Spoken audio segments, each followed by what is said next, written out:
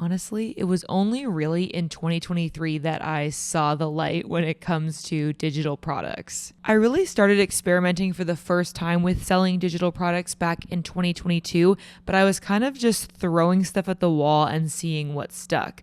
I would come up with new templates or new concepts for digital downloads as I was creating content. And I thought like, oh, this is something that could enhance the experience of this piece of content. How about I create it and then I'll mention it in this YouTube video and then maybe people will want to buy it. And I think that was a really good way for me to get started and to experiment and to learn. But what it resulted in was kind of a confusing array of offers on my website that wasn't leading to very high conversions because it wasn't abundantly clear the result you were going to get or what you should even buy. And so throughout the past year, throughout 2023, I learned a lot more about how simplifying your offers and making it abundantly clear to your community what they should buy from you and how it's going to help them can make a huge difference in sales.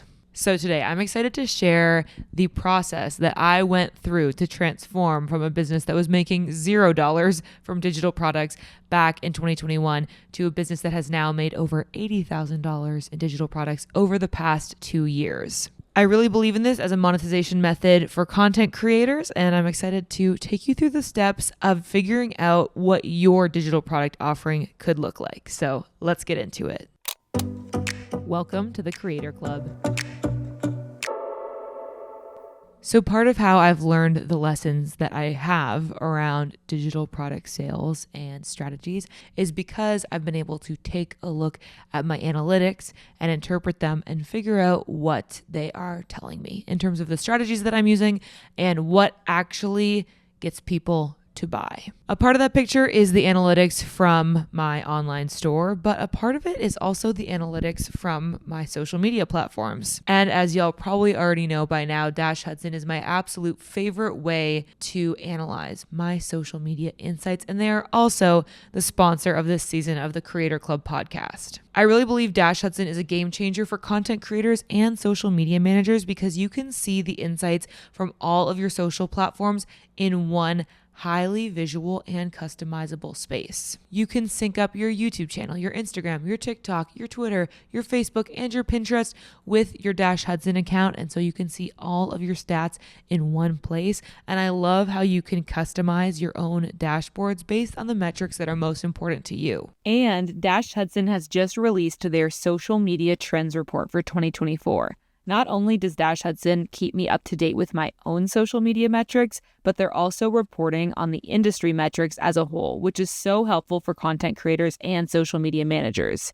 In the report, you can check out the trends surrounding boosting content. Should you boost your posts? Which posts should you be boosting? And what results can you expect? And the different ways organic, paid, and creator content can drive results for brands. I find this kind of thing fascinating, and I know it's so helpful for people creating content, whether it's for our own brands or clients or a brand that we work for. So make sure that you go check that out. The social media trends report is available now, and it's totally free. Overall, Dash Hudson is an essential tool for anyone that wants to use their social media metrics to create an informed content strategy for your brand or your account moving forward. And lucky for you, listeners of the Creator Club podcast can actually get a free trial of Dash Hudson when you go to dashhudson.com/creatorclub. So make sure you check that out because I promise you it is going to be super helpful. So let me talk you through the steps for truly developing a digital product that is going to generate you substantial revenue.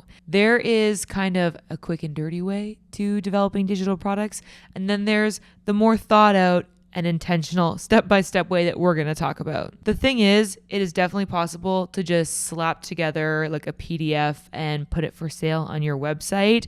But a lot of people who kind of take this faster route to creating digital products will eventually start to wonder, why isn't anybody buying it? I thought that it was supposed to be so easy. I just have to create something once and then market it in all my content and then, equals profit kind of thing. But the truth is, it's so important that you start with these foundational steps to really determine how you're going to provide value to your audience, to your final customer, because that's going to be the biggest difference in actually being able to make conversions and sell something.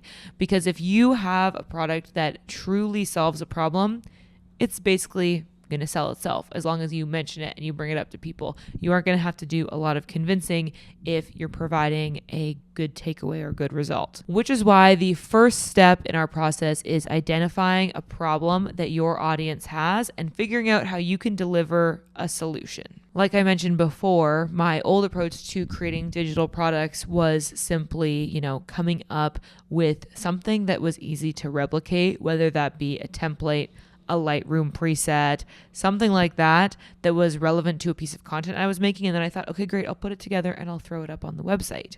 But what I failed to think through was, what specific problem is this really solving for my target audience? If you are able to effectively identify a problem that your audience is having, and you have a way that can be solved through a digital download of some kind, you have really gotten over the biggest barrier to building a financially successful digital products business. So what are some concrete steps that we can take to actually start identifying problems that our audience might be having? The first and best way to do this is by simply engaging with them, really starting to spend time one-on-one with your audience members to get to know them better and to understand their day-to-day struggles that are relevant to your niche or your subject area. Obviously, you're not going to kick this off by just getting in somebody's DMs and saying so what's your problem? That's probably not going to go over well. But when you start off genuine conversations with people and you kind of get into what they do and what their struggles are with that, people are often very willing to share, especially when you're in a position where you're very clearly trying to help them. And the thing that is so beneficial about gathering this through conversations is you get to hear how your target audience actually speaks about these problems, the kind of words they use. And if you can commit those to memory, write them down as you notice the terminology that your target audience is using, you can use that same terminology in your marketing or in the way that you describe your product, and that's going to help make the connection so much better. Because sometimes the problem with subject matter experts is you're kind of too far gone from being a beginner to really remember what it was like or how people talked about these things before, you became a real expert on them. There's just some terminology that now that you didn't know before you got started down this journey. So it's really good to remind yourself how 101 beginners in your niche refer to some of these things, because then you can use the language that makes sense to them. Plus, I think you can't ignore the impact that these kind of conversations have on the relationship building piece as well, and the trust building piece with your audience, because when you actually have these one-on-one conversations, it just really builds that connection. Not only gives you kind of market research insights, but it also just makes your audience feel cared for, and they know that you actually are genuinely trying to help them. One example of this that is kind of close to home, which is a throwback for us on the Creatorly team as we were preparing for this episode, Shelby, who's the operations manager at Creatorly and also helps me produce this podcast, brought up this voice note that I actually sent to her years ago before she started working for the team and was an audience member, and she had reached out to me and was asking me for advice on something, and I replied to her with this voice note. Hey Shelby, I just wanted to respond with a voice note because I totally get where you're coming from when you're I do really want to help people. I know that it's meaningful, but at the same time, my heart's not in it. That's just not really what I want to be doing. And you kind of know what content you want to do. And I just want to encourage you to go after that, because I really don't think you're at a point where the algorithm is going to disadvantage you. You really just need to make content that you're passionate about, and eventually the algorithm will notice that you're making that new content and start to recommend it to people. I've changed niche before, quite drastically, and eventually it did come around for me, and my Instagram stuff took off. So it does just take time, which can be discouraging, but just know that it totally can happen, and you got to make the content that you're passionate about and makes sense for your goals and dreams. So best of luck. I know it's tough, but you're going to get through it. First of all, I just think it's so funny how at the time I never would have guessed that now we would be here working together every day. But I think it also just goes to show like the power of that personal connection and how you can make somebody feel really seen and understood when you just go ahead and have those one-on-one conversations, and you never know where those future relationships might go either. In addition to those one-on-one conversations that can be really insightful for determining the struggles or the problems of your audience that you might be able to solve, I've also been really loving my broadcast channel on Instagram lately. So broadcast channels were actually launched at the beginning of 2023, but I only hopped on the bandwagon in like November of 2023. But I find it's a very low barrier kind of space. It doesn't feel as intimidating from the creator perspective because you maybe are not as concerned about like the performance of the content you share there, and you know that it's going to a sympathetic audience. I think it can really foster a deeper community connection, and it gives you another opportunity to ask for feedback from your audience. So you can put question boxes in your broadcast channel. You can also conduct polls, and that can be really helpful to hear from your most dedicated audience members that were clearly willing to join your broadcast channel what kind of struggles they're facing, and give you some ideas about how you might start to solve them. Finally, another tip for discovering what those problems are that you could go about solving is by being consistent in your Instagram stories and soliciting feedback from your audience there. This can be a really great place to ask people to reply via DMs, again, answer question boxes or answer polls, and you can gather insight from kind of a wider swath of your audience around what they're struggling with and what they would find most helpful.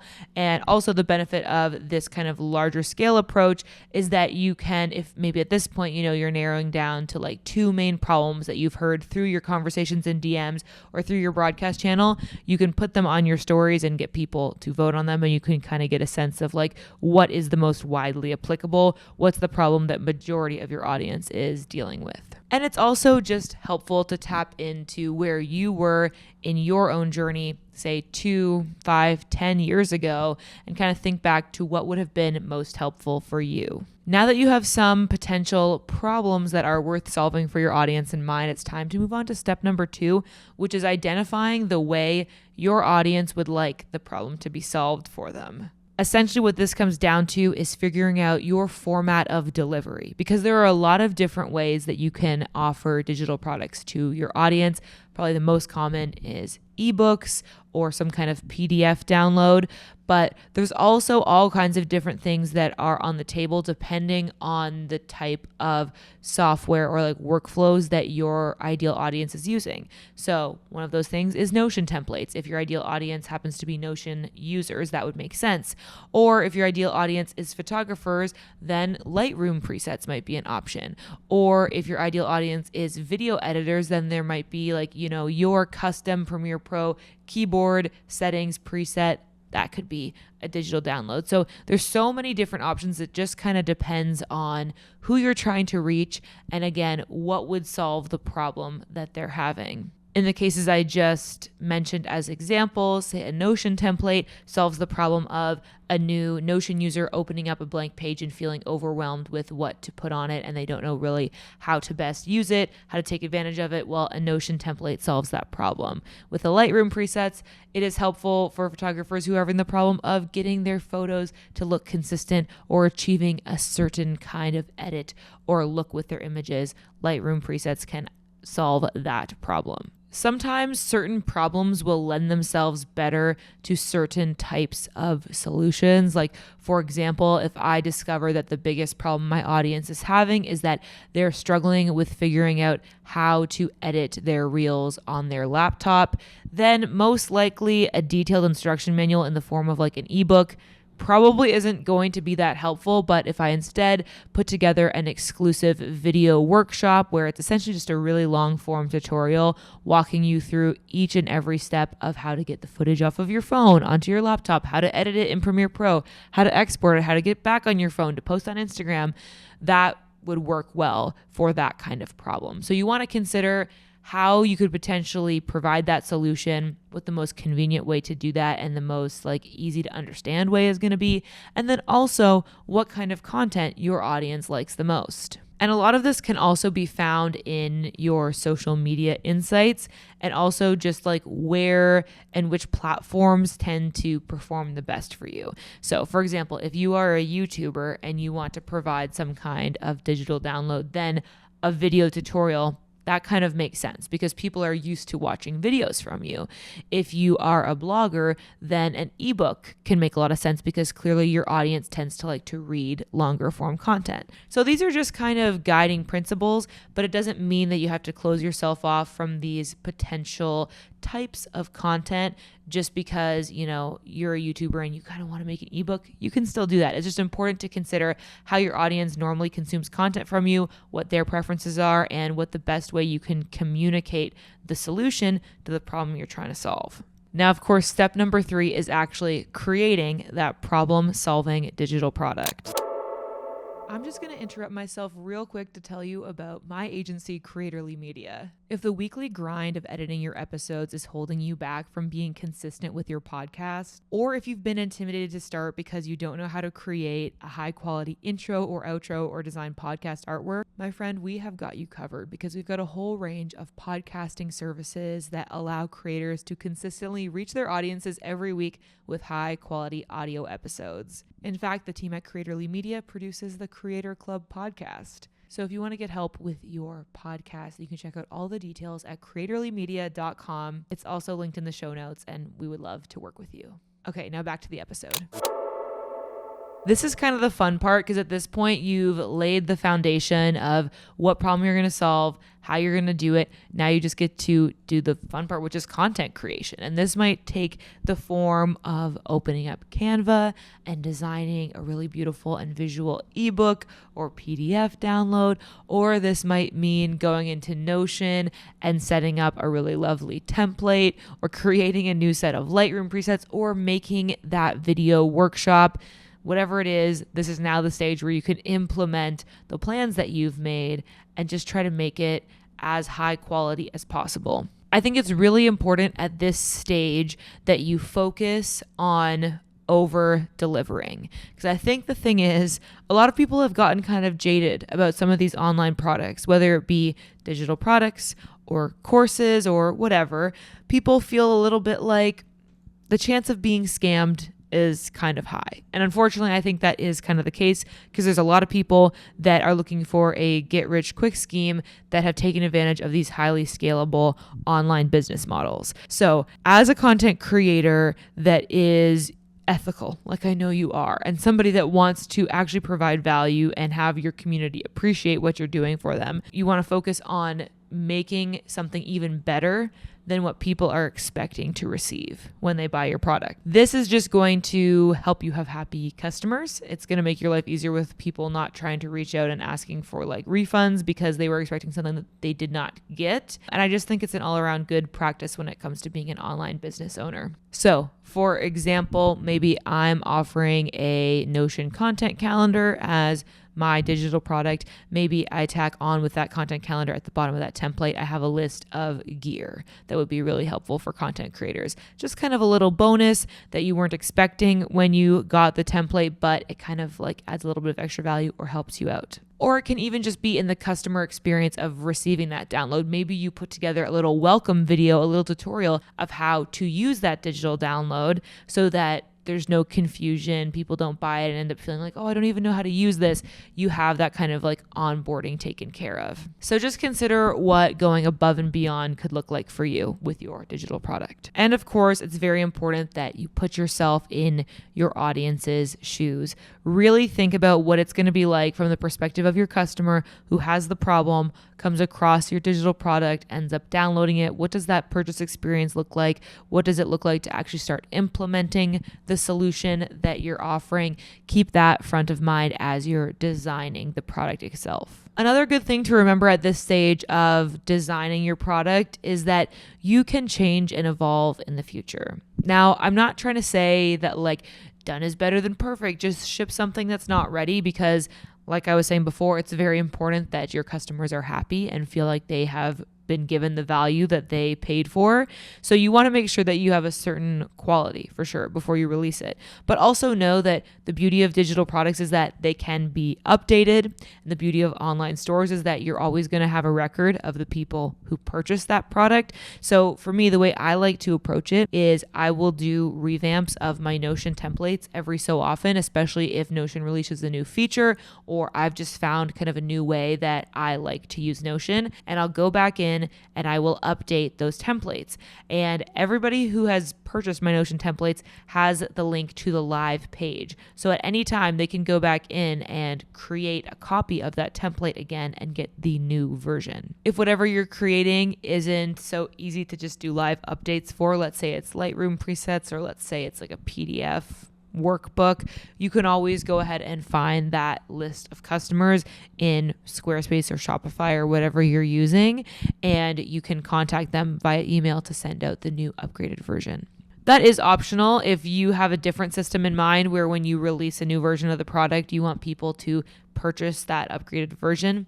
That's totally fine. That's your prerogative. That's your decision. I think that can be built into the pricing. For me, I've got my Notion like content creator starter kit basically that has Notion templates, Lightroom presets, a number of other things all in that starter kit.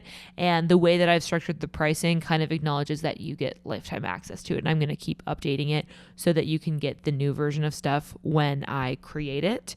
But not every digital product has to be like that. It's okay for it to be finite and for you to not send out the new version to all of your existing customers. Nonetheless, it's always great to keep iterating and improving on your products, even just for the sake of giving you a chance to do a relaunch or promote the new features in your marketing to kind of boost your sales. Last tip that I have for you around designing your digital product is I really want to encourage you when you are writing the copy, preparing your script, whatever it might be for the format of digital product that you're making, really try to imagine that you're delivering this information to a friend.